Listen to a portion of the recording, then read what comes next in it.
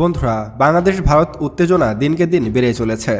আপনারা হয়তো ইতিমধ্যে জেনে গেছেন যে ভারতের কলকাতায় অর্থাৎ পশ্চিমবঙ্গের বিমানঘাটিতে কিন্তু ভারতের अस्सलामुअलैकुम वीवर बहुत ही ज्यादा नॉलेजेबल और बहुत ही ज्यादा इम्पोर्टेंट वीडियो शेयर करने वाले हैं। पाकिस्तान जो है वो बांग्लादेश में मिसाइल फैक्ट्री बना रहा है, जिससे बांग्लादेश की आर्मी को काफी सारा बेनिफिट होगा और भारत की 7 महीने 7 सिस्टर जो है वो खतरे में। बहुत ही ज्यादा इम्पोर्टेंट वीडियो होने वाली है। अभी तक आप लोगों ने हमारे चैनल को सब्सक्राइब नहीं किया हुआ तो जल्दी से हमारे चैनल को सब्सक्राइब कर लीजिएगा। बिना टाइम वेस्ट किए वीडियो को स्टार्ट करते हैं। বন্ধুরা, বাংলাদেশ ভারত উত্তেজনা দিনকে দিন বেড়ে চলেছে। আপনারা হয়তো ইতিমধ্যে জেনে গেছেন যে ভারতের কলকাতায় অর্থাৎ পশ্চিমবঙ্গের বিমানঘাটিতে কিন্তু ভারতের রাফেল যুদ্ধবিমান মোতায়েন করা হয়েছে। যদিও কলকাতা বিমানঘাটি থেকে পাকিস্তান ও চীনের অবস্থান বহু দূরে, তারপরও চীনের বর্ডারের কাছ থেকে এইসব যুদ্ধবিমানগুলোকে নিয়ে এসে বাংলাদেশ বর্ডারে মোতায়েন করেছে ভারত। শুধু রাফেল যুদ্ধবিমানই নয়, ভারত বাংলাদেশের চারপাশে প্রায় 1.5 লক্ষাধিক সৈন্য মোতায়েন করেছে এবং দিনকে দিন এর সংখ্যা আরও বাড়ানো হচ্ছে। সেই সাথে রাশিয়ার তৈরি S-400 মিসাইল সিস্টেমও এই অঞ্চলে মোতায়েন করেছে ভারত। অর্থাৎ বাংলাদেশের বিরুদ্ধে যুদ্ধে যাওয়ার জন্য যা যা দরকার সব কিছুই বাংলাদেশ সীমান্তে মোতায়েন করেছে ভারত। এবার যদি বাংলাদেশ প্রসঙ্গে আসি, তাহলে বাংলাদেশও কিন্তু বসে নেই। বাংলাদেশও কিন্তু ভারত বাংলাদেশ সীমান্তে তুরস্কের বাইরাক্তার TB2 ড্রোন মোতায়েন করেছে। আর এই বাইরাক্তার TB2 ড্রোন এতটাই শক্তিশালী যে এগুলোকে মোকাবেলা করার মতো কোনো ক্ষমতা ভারতের নেই। এমনকি ভারতের হাতে যে রাশিয়ার তৈরি S-400 এয়ার ডিফেন্স সিস্টেম রয়েছে, সেগুলো দিয়েও খুব সহজে শনাক্ত করা যায় না এই সকল ড্রোনগুলোকে। যদিও বাংলাদেশের এই বাইরাক্তার TB2গুলো লোডেড অবস্থায় নেই, এগুলো বর্তমানে সার্ভিলেন্সের কাজ করছে, অর্থাৎ নজরদারির কাজ করছে। যদি কখনো বাংলাদেশ সেনাবাহিনী মনে করে যে ভারত আমাদের দেশে আক্রমণ করতে পারে বা ভারত কোনো উস্কানিমূলক কাজ করে, তাহলে তার কড়া জবাব দেওয়ার জন্য সবসময় বাংলাদেশ প্রতিরক্ষা বাহিনী প্রস্তুত আছে। বাংলাদেশেও কিন্তু শীতকালীন সামরিক মহড়া শুরু হয়ে গেছে অনেক স্থানে। অর্থাৎ এমন একটা অবস্থা তৈরি হয়েছে যে ভারত ও বাংলাদেশ যুদ্ধ অনিবার্য হয়ে দাঁড়িয়েছে। যদিও বাংলাদেশের সাথে যুদ্ধ করার মতো কোনো রকম সাহস বা দক্ষতা কোনো কিছুই ভারতের নেই। এমনকি বাংলাদেশ ভারত যুদ্ধ শুরু হলে ভারত কিন্তু তাদের সমস্ত সৈন্য, যুদ্ধ ট্যাঙ্ক, যুদ্ধবিমান, এমনকি আর্টিলারি শেল কোনো কিছুই পুরোপুরি বাংলাদেশের বিপক্ষে কাজে লাগাতে পারবে না। ফলে বাংলাদেশ কিন্তু এখানে বিশাল একটা অ্যাডভান্টেজ পাবে। ভারত মাত্র 1 থেকে 1.5 লক্ষ সৈন্য দিয়ে বাংলাদেশে আক্রমণ করে বাংলাদেশ দখল করে নেবে, এমনটা ভাবলে ভুল করবে। কারণ বাংলাদেশের 20 কোটি জনগণ তখন আর বসে থাকবে না। তখন কিন্তু তারাও অস্ত্র হাতে তুলে নেবে এবং ভারতের বিরুদ্ধে যুদ্ধ শুরু করবে।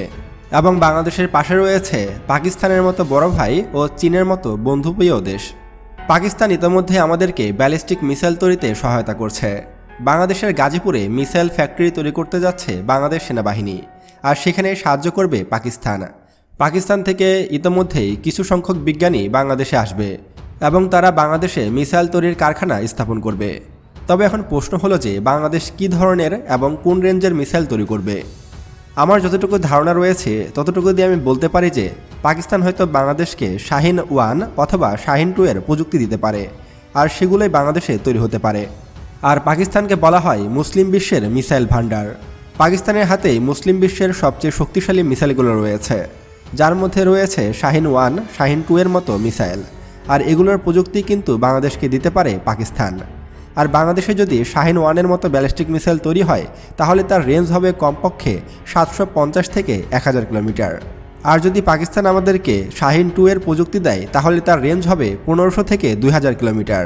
আর আপনাদেরকে জানিয়ে রাখি যে এইসব মিসাইলের ভিতর যদি আমরা সাধারণ বিস্ফোরকের বদলে ইউরেনিয়াম ভরে দিই, তাহলে এগুলো কিন্তু পরমাণু বোমায় রূপান্তরিত হবে। অর্থাৎ আমাদের হাতে যদি শাহিন-1 ও শাহিন-2 এর মতো মিসাইল থাকে, তাহলে সেগুলোকে আমরা খুব সহজেই পরমাণু বোমায় রূপান্তরিত করতে পারবো। এছাড়া এসব মিসাইল দিয়ে আমরা ভারতের যে কোনো শহরে আঘাত আনতে পারবো।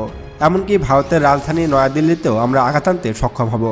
এমনকি আমাদের প্রতিবেশী শহর ভারতের কলকাতা, সেটাকেও উড়িয়ে দিতে সক্ষম হব আমরা। তাই যতটা দ্রুত সম্ভব এখনই বাংলাদেশে এই সমস্ত মিসাইলগুলো তৈরি করা উচিত। আর পাকিস্তান যেহেতু আমাদেরকে প্রযুক্তি দিচ্ছে, সেহেতু আমরা পাকিস্তানের সাথে সামরিক চুক্তিতে যেতে পারি। অর্থাৎ যদি কখনো ভারতের সাথে আমাদের যুদ্ধ শুরু হয়, তাহলে যেন পাকিস্তান আমাদেরকে নির্বিচ্ছিন্ন মিসাইলের সহযোগিতা দেয়, এমনকি প্রচুর পরিমাণে যেন বাংলাদেশকে অস্ত্র সাপ্লাই দিতে পারে।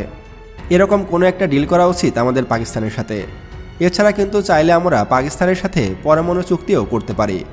অর্থাৎ যদি কোনো কারণে ভারত আমাদের জন্য হুমকিস্বরূপ হয়ে ওঠে অথবা বাংলাদেশের ভিতরে ভারত যদি বড় কোনো হামলা করে তখন যেন পাকিস্তান তাদের দেশ থেকে ভারতে वीवर इस तरह से पाकिस्तान जो है वो बांग्लादेश में मिसाइल फैक्ट्री लगा रहा है, जिससे बांग्लादेश की आर्मी को एक बूस्ट मिलेगा। बांग्लादेश की आर्मी इतनी ज्यादा कैपेबल होगी कि भारत और म्यांमार को मुंह तोड़ जवाब दे सके।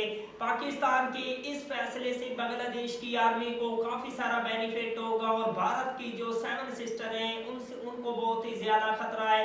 आई होप बांग्लादेश के लिए पाकिस्तान ये जल्द अज जल्द मुकम्मल और कंप्लीट करे मिशन। अगर आप लोगों को मजीद इंफॉर्मेटिव वीडियो देखनी है जल्दी से हमारे चैनल को सब्सक्राइब कर लीजिएगा। मिलते हैं आपसे नेक्स्ट वीडियो में इंशाल्लाह, तब तक के लिए अल्लाह हाफिज़।